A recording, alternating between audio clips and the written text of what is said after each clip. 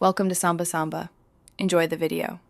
You're going to act fast. First, confirm your headset or mouse is charged and within range. Open Settings, then Devices and Bluetooth and other devices. You'll see paired items.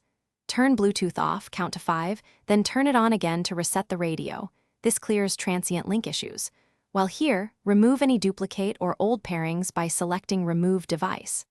Once done, put your peripheral back into pairing mode so Windows can rediscover it immediately. Now tackle the stack. Open Device Manager and expand Bluetooth. Right-click your adapter and choose Update Driver. You search automatically to fetch newer firmware-friendly drivers. If that doesn't fix it, uninstall the adapter, then reboot. Windows will reinstall the driver cleanly. Next, press Win+R, type services, MSC and Open Services, find Bluetooth Support Service, set Startup Type to Automatic and start it if stopped. These steps fix driver conflicts and ensure the Bluetooth subsystem runs continuously. Finish with Power and Verification. Open Power Options, edit Plan Settings, Advanced Power Settings, and disable USB Selective. Suspend so the adapter won't sleep. Then run the built-in Bluetooth troubleshooter under Update and Security. It can auto-fix registry and config issues.